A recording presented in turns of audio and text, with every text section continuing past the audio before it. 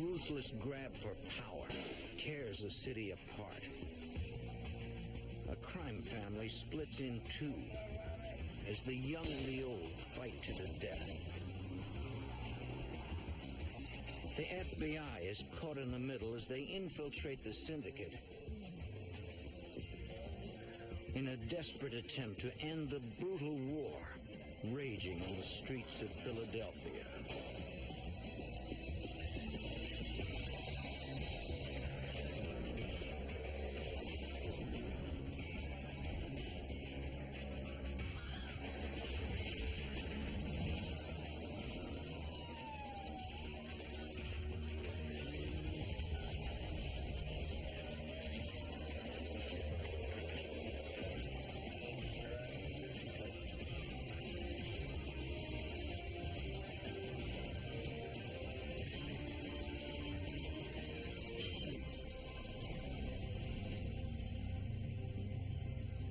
In the early 1990s, Philadelphia became the scene of a bloody vendetta.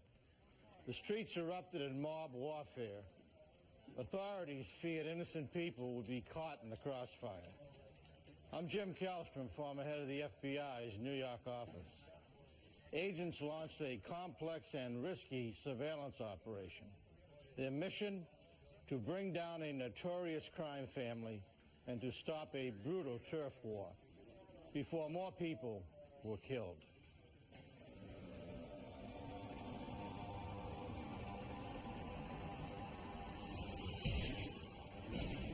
(1990). A quiet morning in South Philadelphia, Pennsylvania. Joe Andruzzi is being wired by the FBI. He's a 20-year-old accounting student at LaSalle University, and he's in trouble. He's been betting on football through a mafia bookmaker. He was winning at first, but his luck turned sour. He owes the mob $1,000. It's a debt he cannot pay. You understand? I don't think you do, son. I don't think you got it at all. If you understand what's going on. In way over his head and afraid for his life, Andruzzi contacted the FBI and asked for help. Get money, kid.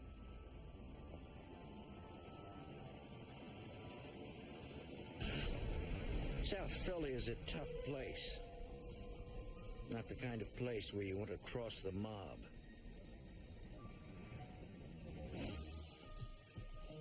La Cosa Nostra, the Italian syndicate of organized crime families, runs a profitable and bloody business there. Gambling, loan sharking, and extortion rackets.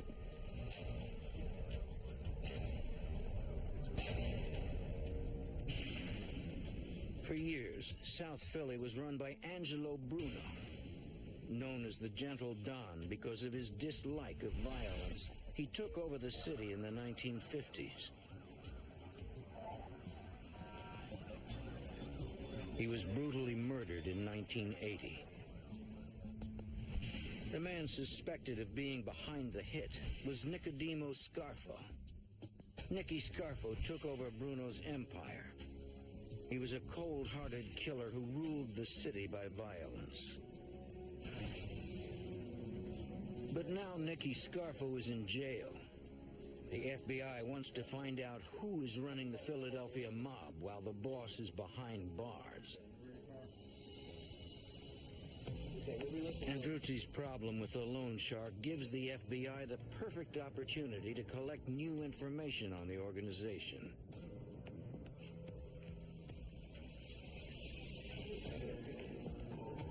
The college student meets with the bookmaker.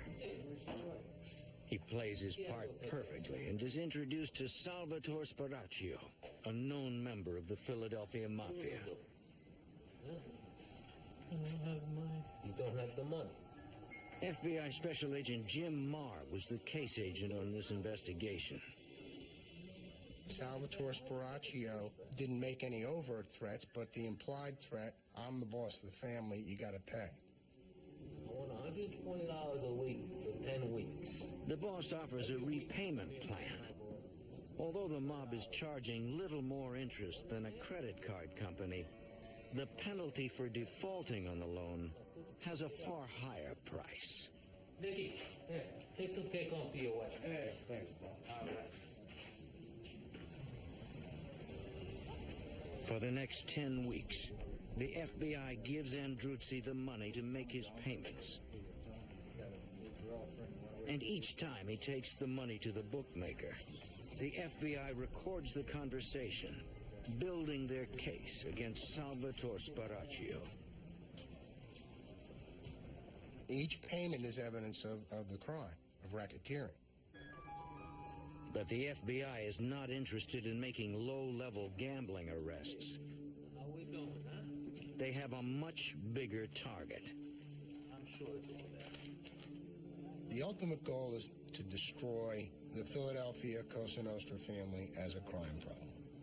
Nicky, some cake? Hey, Boogie, you know so much. They need more information. So on Christmas Day, when they know it will be closed, the FBI breaks into the bakery shop. We proved to the judge that gambling activity and loan sharking activity was taking place in an Italian bakery. The judge authorized us to put microphones in. For the next several months, the FBI records the conversations inside the bakery. We began listening to conversations of Salvatore Sparacchio, who was claiming to be the boss of the Philadelphia Cosa Nostra family. Although Sparacchio claims to be the head of the family, the FBI wire soon makes it clear that Sparacchio is not one of the big Philadelphia mafia bosses. He is little more than an employee, but the FBI doesn't know who he's working for.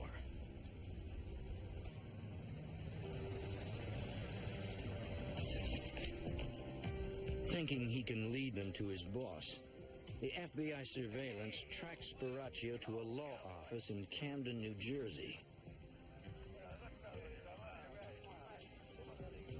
There he meets with other members of the Philadelphia Mafia, including one man well known to the FBI, John Stanfa. John Stanfa is a Sicilian immigrant and a made member of the Sicilian Mafia. He worked as a driver for the late Angelo Bruno, a.k.a. the Gentle Don, former head of the Philadelphia family. Stanfa was implicated in the murder of the former mafia boss in 1981 and was apprehended in Maryland. He was convicted of perjury in his testimony before a grand jury that was probing Bruno's death. He went to jail for 8 years. When he was released, the Philadelphia Mafia put out a contract on his life for the killing of Bruno. Special Agent Fred Walsh is a member of the FBI's Organized Crime Squad. Only through the intercession of his Gambino associates up in New York, the contract was taken off him and he was allowed to live. After Nicky Scarfo went to jail, Stanfa returned to Philadelphia. He went to work in the construction business and laid low for a while. Since he was relatively quiet. So when he started to come to power and we started to notice he was making a name for himself, it came as a kind of surprise to us. Thanks to the cooperation of the young college student, the FBI has now identified the man they believe is running organized crime in Philadelphia. We felt if we could put Stanfa away, that we would go a long way towards the ultimate goal of eliminating the crime, the Philadelphia family as a crime problem. On the street, informants confirm the FBI suspicion that John Stanfa is the new boss of the Philadelphia Mafia. Once you determine that an individual like Stanf has taken the family over, you want to see how he intends to run it. Stanfa maintains a low profile. He runs things like the Gentle Don before him. He engages in traditional mob activities such as loan sharking, gambling, and extortion.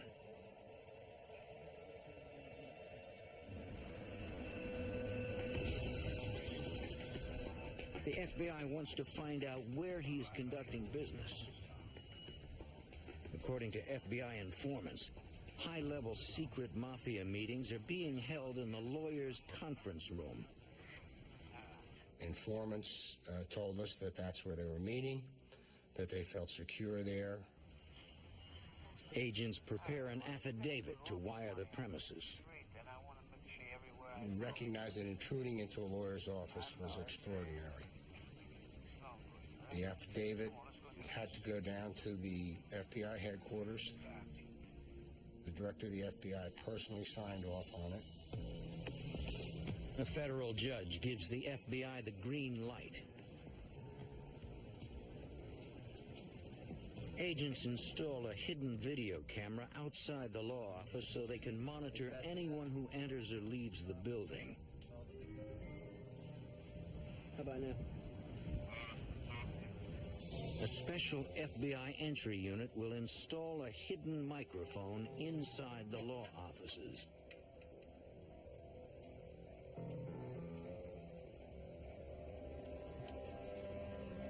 Agents make a surreptitious entry into the second-floor suite.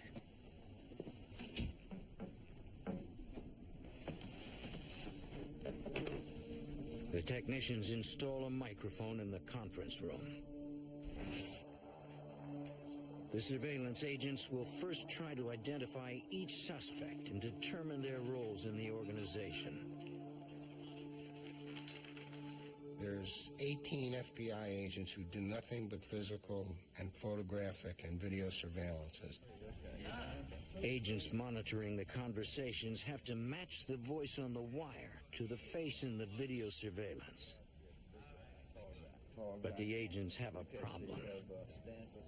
The conversations we intercepted in the office indicated to us that they were leaving the conference room and going somewhere. After going to all the trouble to plant the wire, the mob boss moves the meetings. The surveillance agents will have to find out where the meetings are now taking place. They will have to place another bug. They're gone. They're somewhere else.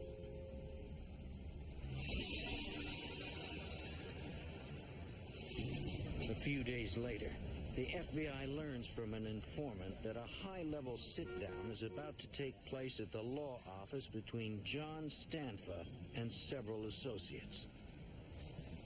They need to get the new bug in place before the meeting. But they don't know where the meeting will be held. Agents dispatch an undercover detective to follow Stanfa into the office. Philadelphia detective Mark Pinero gets the job. We try to come up with a reason to actually go into the law firm to get a closer look at what was going on. So we had come up with a cover story utilizing a name of an attorney that we knew had left that firm. But it does not go exactly as planned. This unknown individual held the door for me to go in first, which kind of set me back because I wanted to go in second. I wanted to see where they were going before I was attended to. But I was relieved when I walked in and the receptionist greeted John Stanfa, and John Stanfa told her, "Let him know I'm here." And the receptionist immediately keyed her intercom and let the lead attorney of this law firm know that John was there and to send him in. So not only was I able to get her to identify John Stanfa, I was able to stand there and watch him go down to the actual office of this lead attorney at this law firm. That's good. That's real good. Okay, lock it on. Thanks. With this information, a federal court approves an affidavit for a second break-in at the office. Agents install hidden microphones in the attorney's office.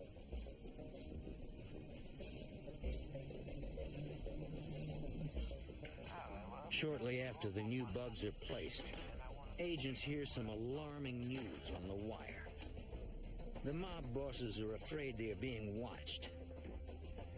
They hire a private counter-surveillance contractor to sweep the law offices for bugs. If he finds a listening device, the entire operation could be destroyed. The FBI in Philadelphia is closing in on mob boss John Stanfa. They learn he is conducting mob business in an attorney's office. Agents place listening devices in the office, but Stanfa calls in a man to sweep for bugs. Agents watch as the sweeper enters the building. Their entire case could collapse if he finds their bugs. Here they come. What's going on here? But after a few tense minutes, the private contractor completes his sweep without finding anything. It sort of brought a smile on everybody's face because they basically brought in an expert who didn't detect anything. So that would bring sort of a feeling of ease on their part. And I guess our expectations were that they would be even more at ease to discuss further criminal activity. Now, with microphones in the conference room and the lawyer's private office, the information begins to come in. The FBI learns that John Stanfa is having problems with a group of young mobsters. Born and raised in South Philly, their allegiance is still with Nicky Scarfo and the Mafia regime before Stanfa took over. They are known as the Young Turks. As far as they're concerned, Philadelphia is and always has been their turf. And the Young Turks deserve to be running the crime family, not newcomer John Stanfa. I would do the best job. Joey Merlino is the boss of the Young Turks. Michael Changlini is the number 2 man. Joey and Michael have known each other since grade school. FBI Special Agent Gary Langan is the co-case agent. They didn't like the fact that John Stanfa, who what they considered an outsider, would come in and take over the mob family. And so they were trying to organize their own little group, even though they were part of the overall picture. And they wanted to be in charge. Informants tell the FBI that the Young Turks are not taking orders from John Stanfa. He doesn't run the city. They bragged about who they were and who they were aligned with. Bragged about how they were going to take the city over. They were the legitimate successors to the previous mob members under Nicky Scarfo.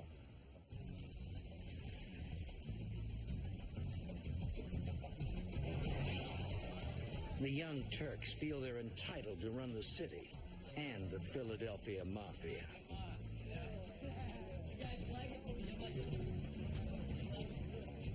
The aging John Stanfa, the old world Sicilian boss, resents the ostentatious lifestyle of the Young Turks. The Young Turks, if you will, were very, very flamboyant. They'd go into the clubs on Delaware Avenue, throw their weight around, push people around, trade on the fact that they were connected to the local Cosa Nostra family, and in general call attention to themselves. which is not a good thing. If you're running a Cosa Nostra family, you should be low-key. Hey, girls, get in the car. Jake, come on. Get out of here. Start it up. The Young Turk boss, Joey Merlino, has a different idea of how a Cosa Nostra boss should live the life. He was the kind of guy who felt that when he went into a restaurant, because of who he was, he shouldn't have to pay. This was easily adopted by his entourage, and they became a problem for everybody. There were fights, there were shootings, it's just not the way to run a Cosa Nostra family. Attracting all that attention to yourself.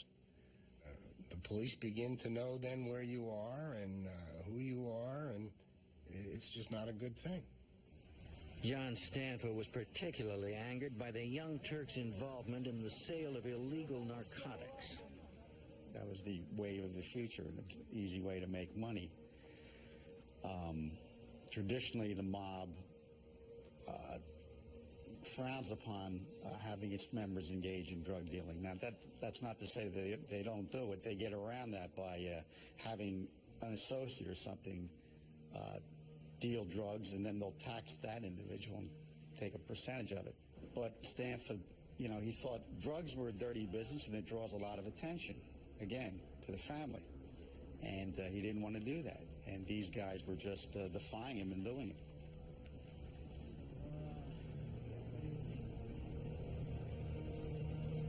Once we heard that there was friction developing, we were looking to see how Stanford was going to handle it. Okay, was he going to be aggressive and, take extreme measures? Or was he going to try and mollify these people and quiet them down and get them under his wing, so to speak? But Joey Merlino isn't going under anyone's wing. The Young Turks strike back at Stanford. 73-year-old Joseph Gattone is one of Mafia boss John Stanford's most loyal employees. Gattone is a bookmaker, a collector of street taxes. 4 gunshots shatter the daily routine of Joseph Gattone. The old man's blood marks the beginning of a deadly civil war. The FBI and the Philadelphia Organized Crime Task Force surveil top bosses of the Philadelphia Mafia. Friction between feuding factions of the crime family increase, and a bloody civil war breaks out. Philadelphia police officers arrive at the scene of the shooting. 2 bullets penetrated the victim's neck. A 3rd bullet entered his temple. A 4th grazed the bridge of his nose and shattered the passenger side window. When Agent Marr arrives on the scene, police have already checked the registration of the car, but they don't yet know who the victim is.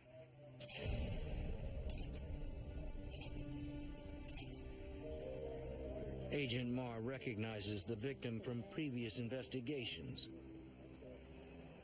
Gattone is a longtime member of the Philadelphia crime family, currently under the leadership of John Stanford.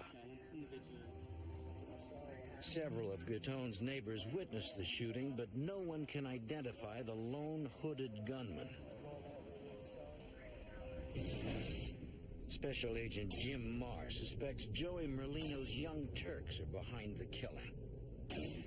Where he was killed, the manner in which he was killed, indicated to me that the Merlino faction was sending a message to Stanford and his people. We're here, and we are to be reckoned with. John Doe. Agents monitor their wiretaps.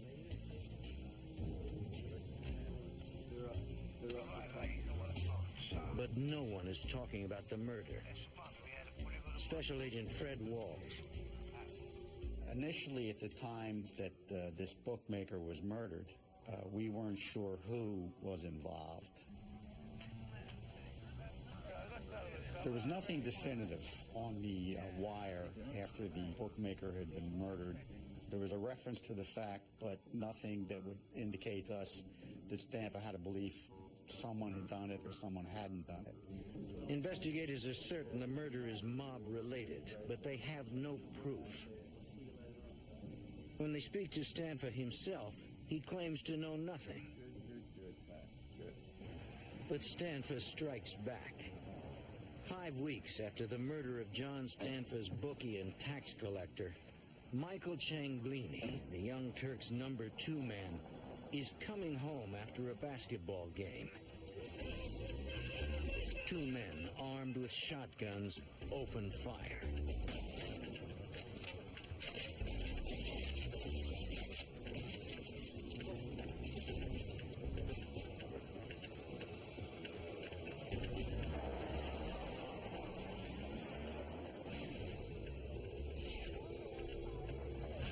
Somehow, Cianglini, his wife and 2 children were uninjured in the attack.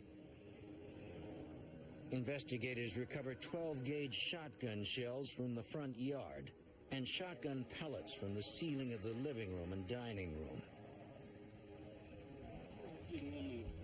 Despite the brazen attack on Cianglini and his family, he won't cooperate with the detectives. He wasn't going to say anything. They just don't talk to law enforcement. They feel they're going to handle it themselves. It's business, okay, and it's none of our business. So you're not going to get anything out of them. The Young Turks' #2 boss isn't talking. But the FBI suspects the attack is payback for the murder of John Stanford's bookie. After the bookmaker's murder and then the attempt on Michael Cianglini, we believed that we were going to see an increase in violence. There was going to be a potential mob war. Fearing this, the FBI petitions a federal court to expand the eavesdropping. In the spring of 1992, they get the court order they need. Agents place bugs in 7 new locations, including lawyers' private offices, the law library, the television room, and the lunchroom.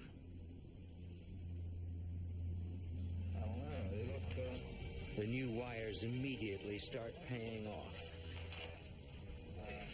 How we going, huh? Early in May of 1992, FBI cameras catch Stanford arriving at the law office with his consigliere and Joseph Cianglini, brother of the Young Turks' second-in-command.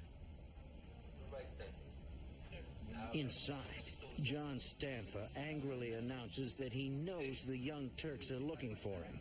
They want him dead. But Stanford doesn't want a war. He wants to make one last attempt at diplomacy. His first move is to make Joseph Cianglini his new underboss. I guess he thought, as a concession to them, he would be able to control them. There's a saying, keep your friends close, keep your enemies even closer. This was the way to keep an eye on them. But we fully anticipated that we were going to see an increase in violence, but we were surprised by what did happen. Informants tell the FBI that Stanford invites Joseph Cianglini's younger brother Michael and the Young Turk boss Joey Merlino to a secret meeting. Here, Joey and Michael become made members of La Cosa Nostra. The Code of America. And if you do, may your soul... The benefits that come with that are that you can conduct your rackets, whatever they may be, without fear of interference from someone who is not a member.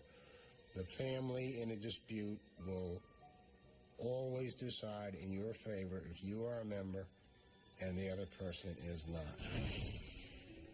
A member cannot be killed unless the boss of that family to which he's a member approves. For John Stanford, promoting the Young Turks is his final act of diplomacy.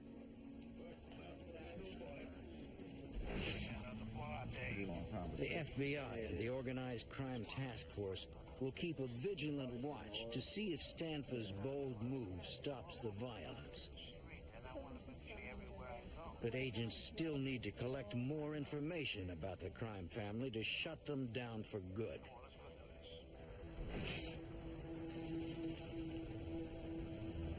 Eddie! Through an informant, they learned the law office is not the only place where Stanfa and his associates are congregating. We found out that Stanfa had opened up a dinette next to another business he owned, which was a food distribution business. So the next step, logically, is to attempt to get a Title III bug installed in the dinette so that we can listen to the conversations he's having with these members and associates of the family. Early in March, FBI surveillance agents observed Joseph Cianglini and a waitress opening up the Stanfa dinette. It's almost exactly 1 year after his brother Michael was nearly gunned down at his home. His activities were easy to document. He was regular. He got up in the morning and he went to work. But on this morning, Joseph Cianglini's routine takes a terrifying twist.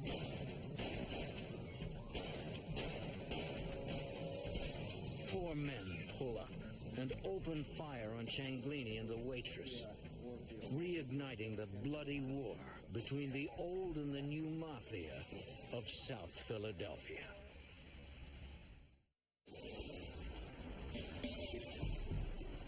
On March 2nd, 1993, in South Philly, underboss Joseph Cianglini and a waitress opened John Stanfa's diner.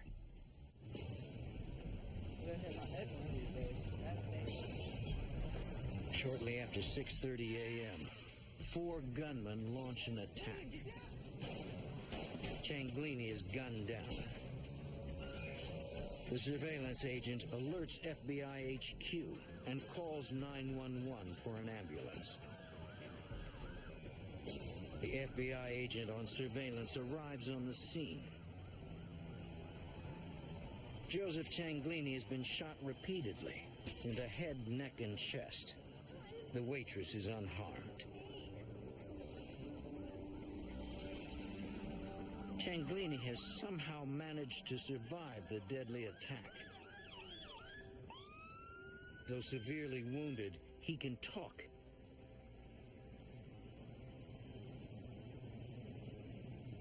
They had to know who they were. He saw them.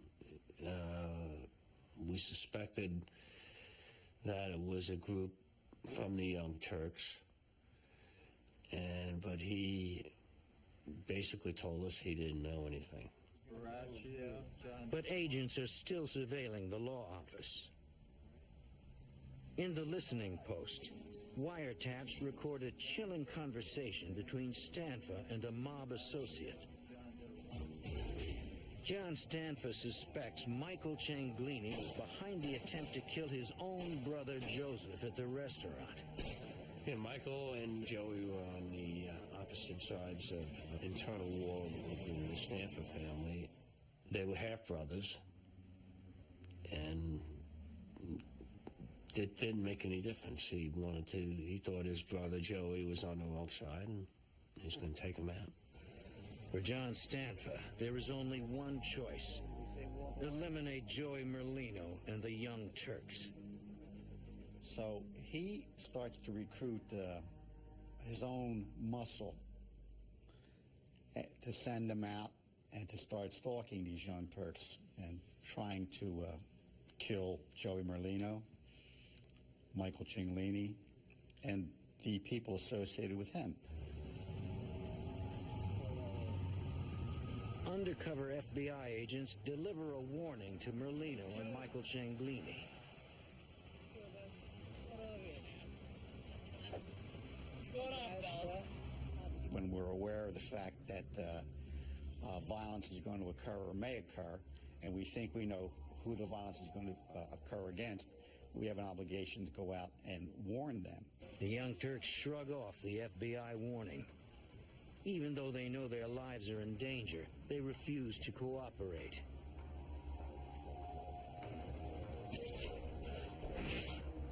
The Young Turks should have listened to the FBI. A Stanford hit team tracks them down and opens fire in broad daylight. Michael Cianglini is shot in the heart and dies on the street. Joey Merlino is wounded. It is clear to the FBI that John Stanford means business.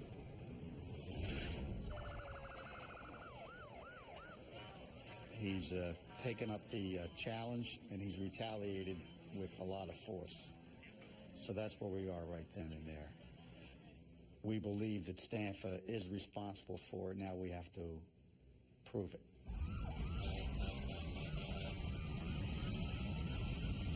3 hours after the shooting, South Philadelphia police officers respond to a burning vehicle. The car matches the description of one seen by witnesses at the shooting. Police run a trace and learn that it was leased to a member of the Stanford crime family.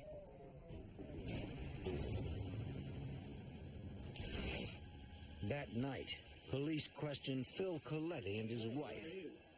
She tells police she reported the car stolen.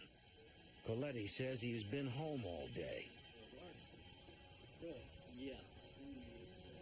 The FBI views the couple's alibi with skepticism.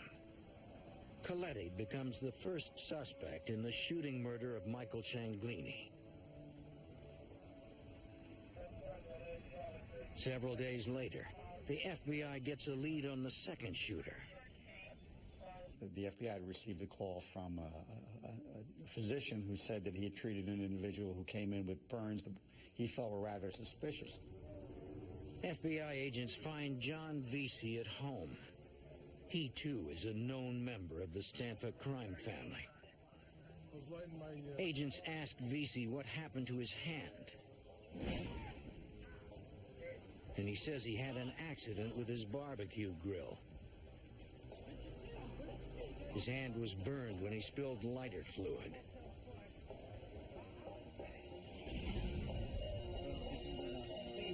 Vesey insists the burn was an accident and says he knows nothing about the murder of Michael Cianglini and the shooting of Joey Merlino. But when investigators check out the grill, they discover it runs on propane, which conflicts with Vesey's story that he was using lighter fluid when he burned himself. It aroused our suspicion and kind of pointed us toward Vesey more so than anybody else. The FBI suspects 2 members of the John Stanford crime family in the murder of Michael Cianglini and the shooting of Young Turk boss Joey Merlino. But before the FBI can bring the shooters to justice, Joey Merlino and the Young Turks try to get their own revenge.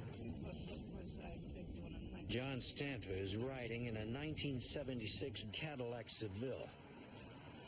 He's headed south on the Schuylkill Expressway with his son Joseph and a trusted driver.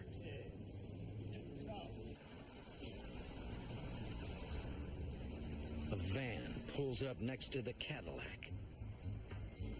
2 gunmen thrust 9mm machine pistols through portholes cut in the side of the van, and they open fire.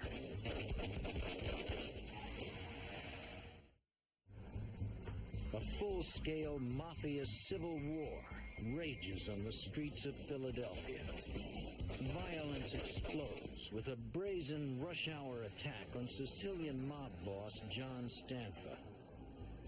The gunfire misses John Stanford, but his son Joseph is hit in the face. Stanford's driver rams the van, forcing it off the highway. What was really brazen about it was on a highway like that, random shots could have struck and hurt, even killed any innocent people who were on there. Investigators have no doubt the attack on Stanfa is Joey Merlino's revenge for the murder of Michael Cianglini. Shows you the extent of the violence these people were willing to employ and the grudge they bore against Stanfa. Police find Stanfa at the hospital. Despite the brazen attack on him and his innocent young son, the Cosa Nostra boss claims he has no idea who tried to kill them. And of course, it's the old, I don't know who would have done this to me. And we don't get anything out of him. The FBI has no doubt the Young Turks boss ordered the hit on John Stanfa. But feds can't prove it. Joey Merlino has to be yanked off the streets. The FBI arrests him for a parole violation of a 1990 armored truck robbery.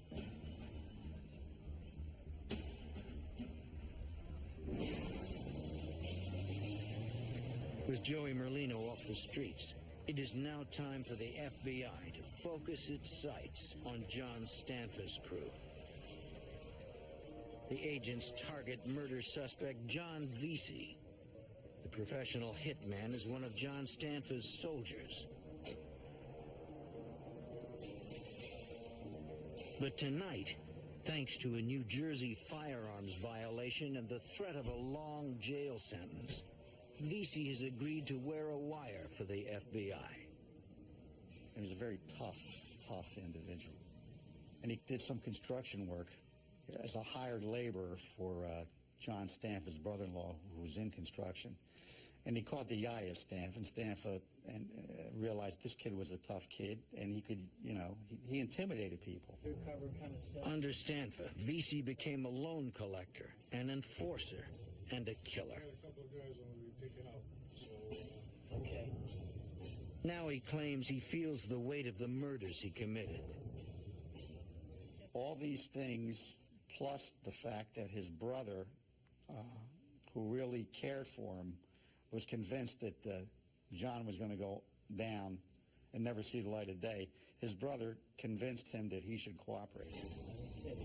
Vesey was made into the family by John Stanfa. And now he wants to get out, alive. You couldn't measure the significance of it. It was like a coup for us that he came on board. Vesey quickly becomes comfortable wearing the wire. He has several meetings, but the conversations don't provide any new evidence against John Stanfa. He's out for a little while. I think he met with one or two people, nothing great. He was a little down about the fact that he wasn't getting the conversations, he wanted to. He was really into it.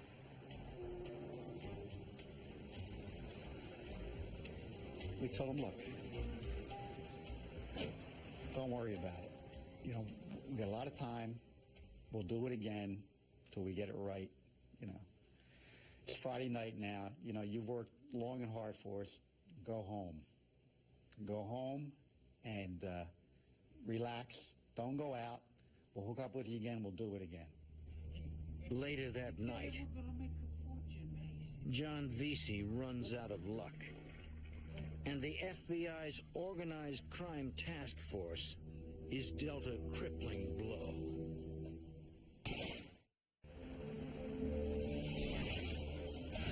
In a bloody South Philadelphia mob war, the FBI's #1 informant is gunned down by mafia hitmen. And the FBI's best chance at busting up a notorious crime family is shattered. FBI Special Agent Fred Walls is devastated by the news that informant John Vesey has been shot. Well, when you hear that someone's been shot in the head, you think the worst. But against all odds, after 3 .22 caliber slugs slammed into his skull, John Vesey is still alive. I'm shocked. This guy was shot in the head. he's given an interview. And he proceeds to tell what happened. Earlier that night, after he removed the wire and the FBI agents went home, Vesey ran into John Stanfa's underboss and one of his soldiers. I know a nice place. And they tell him, we've been looking for you. We want to get you started in your own bookmaking operation. We're going to show you how to do it. We're going to go over to this location in South Philadelphia above this meat store.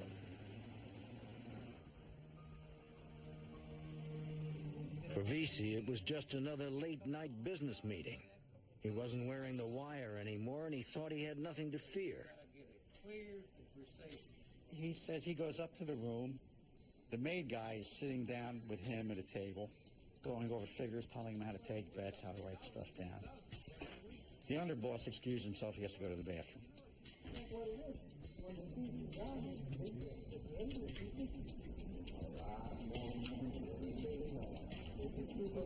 John Vesey heard the sound of the flushing toilet and the door to the bathroom opening. And then he heard the gunshots. 3 .22 caliber slugs impacted John Vesey's skull, but he didn't go down. Vesey turns around, looks at the guy, and says, "What the frig you doing?" And of course, the shooter now, he's in shock. So he throws the gun down, and he pulls out a knife.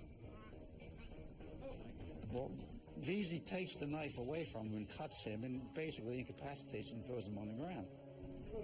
He turns to the other guy, the maid guy, who's an older guy, and the guy looks at him and he says, John, he said, this has all been a mistake. It's a misunderstanding. We're gentlemen here. We can settle this. And Vesey says, get out of the way, or I'm going to take you down too. And against all odds, John Vesey walks out of the room alive. And that just goes to show you how tough this kid was. I mean, he was tough. And the bullets went into the back of his head, and we later found out they had hit the head and come around, okay? I guess the slugs weren't as strong. It was a 22 caliber long rifle slug. And he took 3 in the head and survived. 2 weeks later, ex-mafia hitman John Vesey makes his first appearance before the federal grand jury and testifies against his former crime family.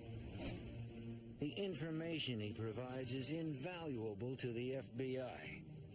Vesey names names and gives the FBI what they need to move against the Philadelphia mob. When the FBI increases the pressure, other mobsters make deals with the prosecutors and become informants for the FBI. And the dominoes begin to fall. On St. Patrick's Day in 1994, 24 suspects are arrested on racketeering charges of murder, murder conspiracy, extortion, arson, kidnapping, gambling, and obstruction of justice. Among those arrested is Frank Martinez. He's found guilty of assault and the attempted murder of John Vesey.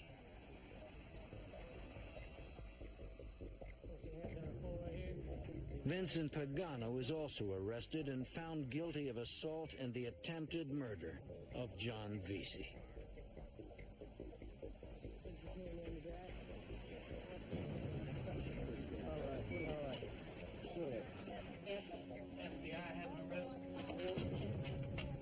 On the same day, John Stanfa is arrested on racketeering charges of murder, murder conspiracy, extortion, arson, kidnapping, gambling, and obstruction of justice. It was a nice, clean, easy sweep. We brought the people in, and we were very satisfied with it. Ultimately, 27 people are charged with conspiracy and racketeering under the RICO Act. 24 defendants are either convicted or plead guilty to the charges. I felt pretty good that we did make Philadelphia a little bit safer. It was my job. It was my life's work. I thought we did a good job, and I thought that we served the citizenry very well with what we did. We took a very, very violent group and sent a lot of them to jail for a long, long time. And we made Philadelphia a little safer. On July 9th, 1996, John Stanfa is sentenced to 5 consecutive life terms. He is serving them at the United States Penitentiary in Leavenworth, Kansas.